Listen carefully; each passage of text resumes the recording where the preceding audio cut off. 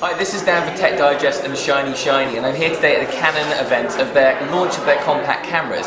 Now, we've been looking at the Exus ones, but the ones I'm more interested in are the Powershot range. They've released 4 of those, but the top of the lot is the Canon SX200, which is the one I've got on my hand. Now, you can buy this one for £349 when it comes out in a couple of months' time. What you get is the same 12.1 megapixel sensor that seems to be in all the ones they've released, but this one has actually got a decent zoom on it. You get 12 times optical zoom, so you can actually see things better than you can with your normal eye, thank God for that.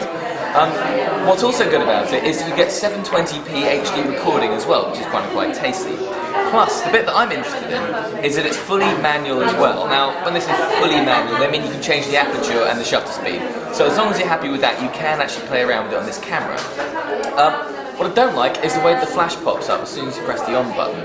Now obviously you can set the flash to off if you want to, but it's just in the way and a bit unnecessary and you can't put it down, but there you go. The menu's actually pretty good on the back. As you can see there, when it's in manual mode, you can change around the you can change the exposure time there, the shutter speed. What I haven't figured out as yet is how to actually move that over and change the aperture without, say, turning the flash off by accident.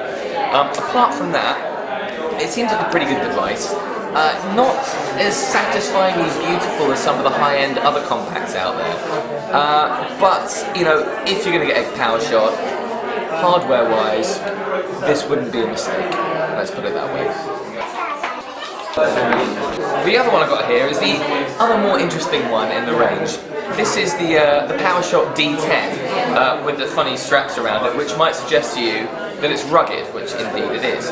Now, this rope apparently is what all kind of extreme sports enthusiasts use, and it's got corners on the camera here, all over it, where you can put your rope in.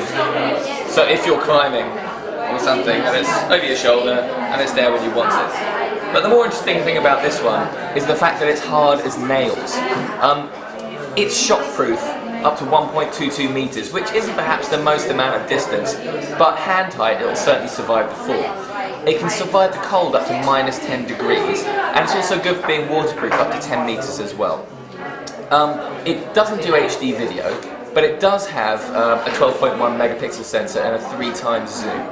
It's you know, quite fun, and what you might notice most of all is that there's no lens cover, so you can turn it on or off and it won't make any difference.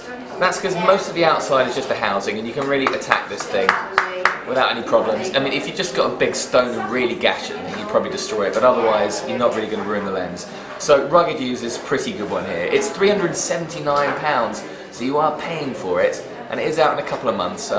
If you lead that kind of lifestyle, you want to take photos underwater and drop at a short distance, then the D10 is probably the one for you.